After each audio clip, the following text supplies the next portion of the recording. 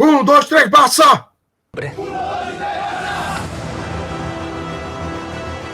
Quem ouviu esse grito, quem está acostumado com série, se acostumou com o time do Barcelona gritando, fazendo esse brado, poucos segundos antes de entrar em campo. Isso tudo você confere na série Match Day, disponível na Netflix. Eu e Gustavo vamos bater um papo hoje sobre os 8 episódios que a série trouxe aí para o Brasil, fez sucesso, e quem não viu, perdeu. Ou melhor, ainda está perdendo, porque tem a possibilidade de vê-la. A Sim, série é todo muito mundo tem legal. Netflix, né, cara? É mais fácil as Traz pessoas os terem bastidores. Netflix do que uma TV a cabo. Então, pessoal, não perde Traz tempo, os tem muita coisa bastidores legal. de muitos jogos interessantes, algumas conquistas do Barcelona e alguns reveses também. Então, Gustavo, vamos lá, vamos começar. Quais são os seus destaques aí? O que você poderia falar desses 8 episódios da série que tratou um pouco aí a trajetória da temporada 18-19 aí do Barcelona? Cara, tem muita coisa acho que para a gente comentar, na verdade. Mas, assim, por mais edificante que seja falar do Barcelona, né? Porque é um time, hoje é um dos melhores times do planeta, super vitorioso, com Messi, né? Melhor jogador do mundo, um dos melhores da história. Eu acho que tem algumas. Que o documentário revela algumas coisas interessantes, mas não edificantes. Por exemplo, uma coisa que eu senti falta era ver questão de treinamento, preparação para os jogos, motivação e coisas nesse sentido. E aí eu queria até fazer um paralelo, porque você, Renato, e talvez o nosso público tenha assistido aquele documentário fantástico do Michael Jordan. Sim. Maravilhoso, não é? E uma coisa que chamou muita atenção ali no Michael Jordan é aquela coisa assim que o cara quer ser o melhor todos os dias. Todo dia o cara quer ser melhor. E ele não descansa. Ele todo dia ele se motiva. Ele pega qualquer coisinha, qualquer mínima provocação e transforma num negócio, sabe, num monstruoso para ele se motivar, e ele cobra do time o tempo inteiro. Aquela coisa de, hoje a gente ganhou, beleza, mas amanhã a gente tem que ser melhor. Hoje a gente perdeu, ainda, amanhã então a gente vai se vingar agora. Então, assim, é aquela coisa que o cara quer ser melhor todos os dias. E no Barcelona, eu acho que a narrativa foi diferente. A narrativa foi diferente. Mas não é só uma questão de narrativa diferente, porque eu acho até bom que sejam narrativas diferentes, né? Que não seja tudo igual. Mas no Barcelona me pareceu uma coisa assim, nós somos os melhores, nós somos muito bons, e eles têm essa consciência, e eles estão preparados para os jogos e para ganhar, e tudo bem. Óbvio que ninguém quer perder, que mesmo nos reveses eles ficam tristes e tal, mas eu não vi essa gana que eu vi no Chicago Bulls, no Michael Jordan, daquela coisa de hoje eu quebrei um recorde, mas amanhã eu vou ter que ser melhor do que esse recorde de hoje. Rapaz, o que eu vi na série, na verdade, por mais que eles tenham essa preocupação em mostrar os bastidores do time, coisa e tal, eu acho que eles tiveram também um cuidado muito grande de se mostrar como instituição. Sim. E não só o time de futebol em si, entendeu? Tanto que a gente pode perceber alguns fragmentos disso. Eu acho que, se não me engano, é no episódio 6, que mostra o Paul Gasol reunindo amigos dele do Milwaukee Bucks, companheiros de time do Milwaukee Bucks, e retratando um pouquinho do que é o basquete para o Barcelona, entendeu? Sim. E aí o que acontece? Além disso, você vê a história de vários jogadores que são formados no Barcelona que tem destaque principal ali, antes de propriamente falar dos jogos. Aí você tem a história do Sérgio Roberto, do Piqué, do Carles, né, que é o mais recente, o mais novinho, enfim. Então, Lenguilé, tem um pessoal interessante ali, sim, que não é necessariamente as estrelas, né? Além de falar das estrelas, eles mostram o Lenguilé, mostram o Carles, e mostram, né, outros jogadores, então, que é interessante. Por isso mesmo que eles seguem. Sim, o que eu senti ali é muito mais a questão da instituição sendo como algo até gigantesco, além, obviamente, do papel do time de futebol. Every season, the players of Barça aspire to reach the highest level in 3 major competitions: La Liga, the Copa del Rey, and the Champions League. Por exemplo, toda a educação que os meninos recebem quando vão ficar na Masia, enfim, que vão fazer o escolar, vão crescer ali, vão ser educados. Tem todo um trabalho voltado ali para a educação e para o crescimento dos meninos do que propriamente, vamos falar só de tática. É óbvio que isso não poderia faltar. Eu acho que um outro viés também ali da série foi a questão do comportamento dos jogadores em si, eles dentro de casa, ele com os amigos, enfim, como é que o retrato do que é a equipe de futebol, que não somente dentro das 4 linhas. Sim, mas eu vejo também não só uma questão de narrativa diferente, mas de abordagem diferente. Eu vejo o trabalho do Bulls, né, naquele documentário do Michael Jordan, uma narrativa em entrevistas feitas evidentemente por jornalistas, com perguntas provocativas, picantes, para conseguir respostas fortes. Ele não é inteiramente edificante, mesmo a gente sabendo que o Jordan foi o melhor de todos os tempos, e o documentário mostra evidentemente isso, mas mostra situações de conflito, mostra a insatisfação de determinado atleta, a questão do Dennis Rodman, que saía, viajava e voltava dias depois, a insatisfação do Pippen, porque era o segundo melhor da liga, só abaixo do Michael Jordan, tinha um dos piores salários da liga inteira, tinha uma série de questões assim, segundo. Exatamente, interessantíssimas que levantaram ali. E no Barcelona, nesse documentário do Match Day, eu vi depoimentos institucionais. Sim. Sabe, eu não via provocações, o cara dando uma resposta mais picante. Era tipo assim, contava, olha, eu vim pra cá, aconteceu isso, no jogo aquilo. Tipo, um recorte apenas de uma realidade. Sim. Não estou dizendo que inventado, longe disso. Eles trabalham com a verdade também. Mas não tem a provocação que acho que enriqueceria. Seria aquela pimentinha que dá aquele sabor gostoso num prato e acho que seria mais interessante o documentário. O que você acha, Renato? O que a gente pôde ver, e assim, ficou muito evidente que a grande pimenta para eles são os confrontos com o Real Madrid.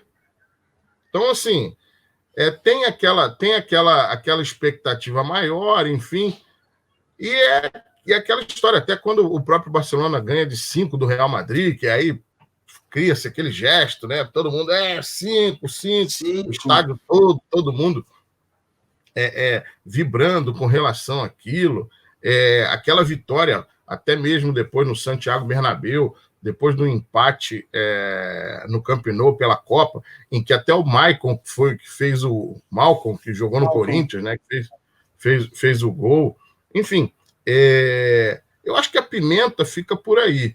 O que eu destaco é justamente essa coisa da gente ficar muito arraigado, ficar muito fechado na questão das 4 linhas, quando existe todo um trabalho por trás, principalmente na formação dos atletas.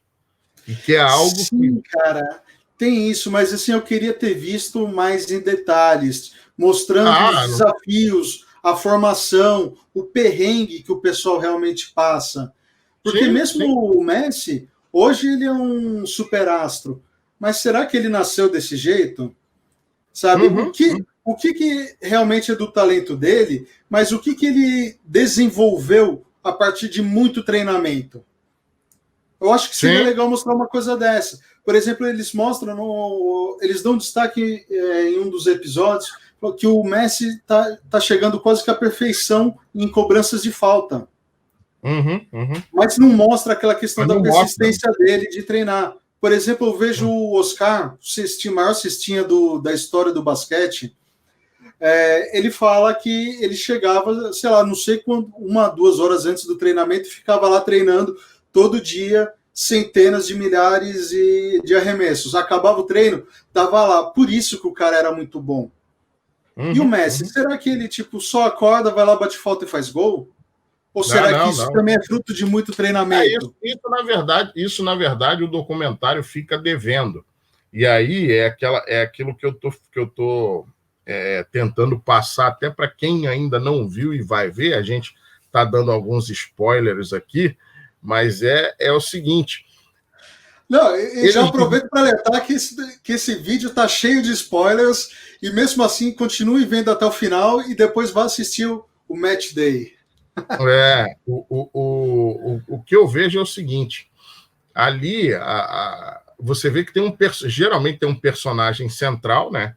Que seja alguém que é formado no clube ou que foi contratado, no caso do Felipe Coutinho. E assim, eles não se prenderam muito a essa questão da técnica. E tem uma cena que eu acho fantástica, se eu não me engano, é no episódio 7, que tem um jogo entre eu acho que é o espanhol de Barcelona e o próprio Barcelona, que termina o jogo 0-0. Está 0-0, termina o primeiro tempo.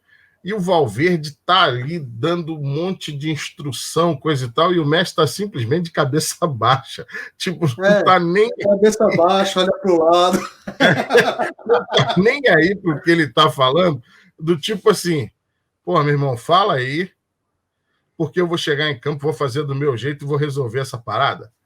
Então, assim. Joga a bola no meu pé, né? Então, eu acho que assim, eles não. A produção ali, ela passou longe dessa coisa da técnica, de chegar a ser o melhor, de ser isso, de ser aquilo. Pelo contrário, eles falaram o seguinte: olha só, nós somos uma instituição gigantesca, temos um time de futebol magnífico e o desafio que vier, a gente está preparado. Tanto que a casa, quando começa a cair, não sei se você reparou, o vestiário do Barcelona, naquele jogo contra o Liverpool, pela Champions, em Anfield, ou seja, o jogo na Inglaterra, termina o primeiro tempo 1-0. 1-0. E quando você chega no intervalo, você vê que o time está todo tenso, o time não consegue se destravar, os jogadores mal se olham e mal se falam. Só o Valverde que está falando, eles estão assim, eles estão com uma postura tal, e a gente não consegue sair muito. Você vê que a turma toda... Eu reparei bastante nas fisionomias do Clement Lenglet, o francês, que assim, estava na reserva e parecia que ele estava vendo um bicho do outro mundo, que ele não conseguia reagir, ele não conseguia... Nesse episódio, Renato, tem um depoimento do Suárez que mostra, falando do ano anterior, quando o Barcelona foi eliminado pela Roma. Perdeu para a Roma. Acho que ganhou de 4-0 no primeiro jogo e depois tomou 5 no jogo da volta, né? Não, foi 3 e... Foi 3 e 4. Era algum resultado absurdo também, que o Barcelona tinha completamente vantagem. E ele revela da seguinte forma: nós fomos muito bem no primeiro jogo e a gente achou que já estava classificado. Fomos para o campo absolutamente relaxados. E a Roma entrou com a faca nos dentes, sangue nos olhos, massacrou o Barcelona, assim, acachapou. Foi uma coisa, assim, histórica, né? E aí ele falou, não, esse ano a gente vai tal, né? A gente está prestando mais atenção, não vamos repetir os erros. Cita que o Messi, no começo do ano, falou, olha, esse ano, no ano passado a gente perdeu, esse ano eu quero ser campeão da Champions. E o Barcelona cometeu exatamente o mesmo erro. Sabe, o Barcelona é um time que muitas vezes joga fora de casa do jeito que joga em casa. Nesse jogo, não fez isso. Ele não agrediu. Ele demorou a agredir, mas assim, uma coisa que eu achei, e foi até legal, assim, do ponto de vista de quem gosta do futebol, e a gente aqui no Brasil também está muito mal acostumado, é aquela coisa o seguinte, você fez uma vantagem boa dentro de casa, mas você vai jogar com um adversário forte. Não, vou esperar um pouco, não sei o que, coisa e tal. A primeira frase que o Ernesto Valverde fala na entrevista coletiva dele, quando ele é perguntado sobre isso, ele fala, da mesma forma que a gente fez 3, o adversário tem condição de ganhar. Ou seja, ele reconhecia o potencial do time do Liverpool. Sim. E por isso que eu achei muito estranha a reação dos jogadores. Porque se você sabe que o time tem potencial, meu amigo, você tem que tentar neutralizar aquilo ao máximo. E não foi isso que se viu durante o jogo. Quando termina o primeiro tempo, está todo mundo paralisado, como se estivesse vendo um extraterrestre. E aí chega o segundo tempo, foi aquela avalanche. Agora, duas coisas me chamaram a atenção ao longo desses episódios. A primeira é a forma como o jogador europeu lida com a imprensa. Completamente diferente do jogador brasileiro. E a segunda, que também é comportamental. Você via nos episódios os encontros dos jogadores europeus, enfim. Os caras tudo fazendo um almoço aqui, uma reuniãozinha ali, grupos pequenos, coisa e tal. Quando foi o Felipe Coutinho, meu irmão, a casa dele parecia um pandemônio, cara. Gente pra caramba lá. Eu falei, cara, como é que o cara se concentra para jogar bola? Com papagaio e periquito, a apresentação dele, o cara levou as irmãs, o irmão, a família do não sei quem, a família do outro, a família do parente, da cunhada. Eu falei, gente, o cara tá pensando que ele tá na Disney. O cara tá sendo apresentado na nova empresa dele. Aí depois toma pau, toma crítica, não sabe por quê. O cara chega em casa, ele não tem concentração, ele não... Cara, eu fiquei espantado com isso. E com relação à imprensa, você vê que logo depois que o Barcelona toma essa piaba do Liverpool, no jogo seguinte, quem é que vai dar entrevista? Meu irmão, Messi bota a cara lá dele, pá, vamos ter que voltar a trabalhar para voltar na Liga, temos a Copa, e tomaram outro pau na Copa, e nem por isso os caras deixaram de atender a imprensa. Aí eu te pergunto, o que aconteceu com o Neymar depois da Copa, hein? 2018? Rapaz, olha, eu falei assim, gente, parece que eu tô vendo um filme. Isso não é realidade, mas é a mais pura realidade. Enfim, aí no caso o Messi foi, a gente já falou, foi criado lá na Masia, que é o centro de formação do Barcelona, enfim, teve toda uma educação. Aqui a gente tem uma série de problemas, enfim, mas é a forma como hoje, homens feitos, os caras ainda fogem. Fogem. E tem aquela questão de, muitas vezes, o treinador que proíbe, ninguém dá declaração. A hora que o time está indo mal. Sabe, umas coisas que realmente... e, de forma geral, a gente vê que uma coisa básica... Você, Renato, você já trabalhou em assessoria de imprensa.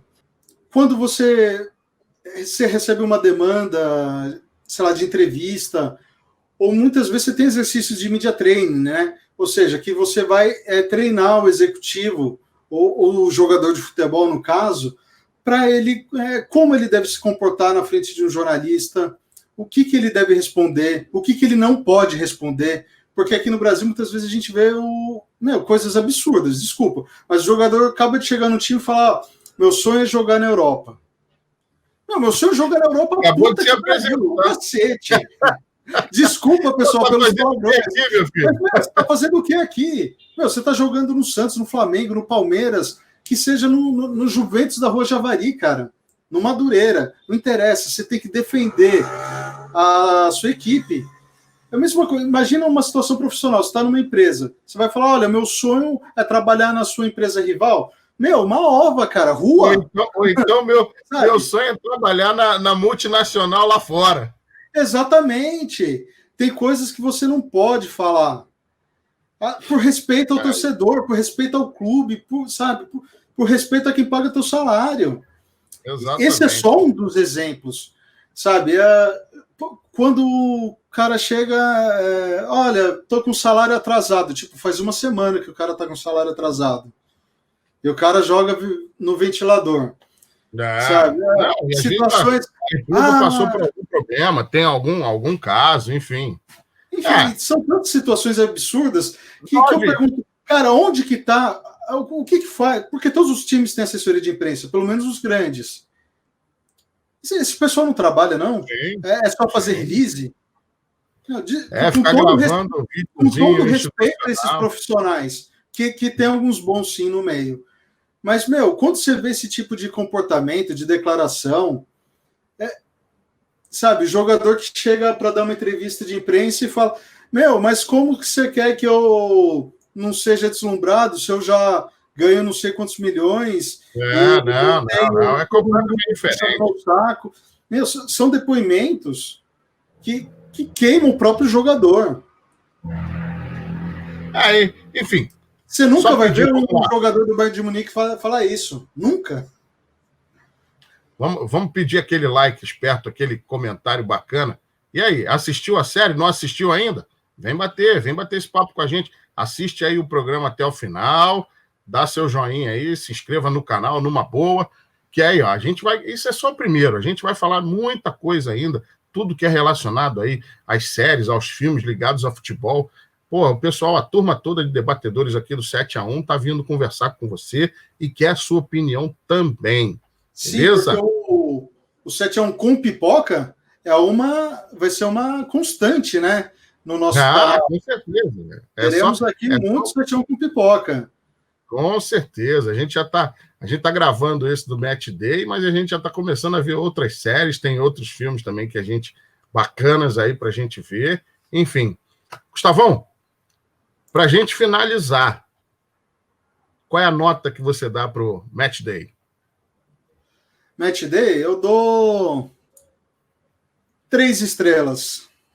3 estrelas. Numa escala de 5, digamos? 5. Sim. Tá. Eu diria que passou na média, assim, 6,5, 7. Eu vou dizer o seguinte. Eu vou dar 4 estrelas. Eu vou dar 4 estrelas. 4. Em função de 2 episódios que eu achei os melhores, que são os episódios 6 e 7.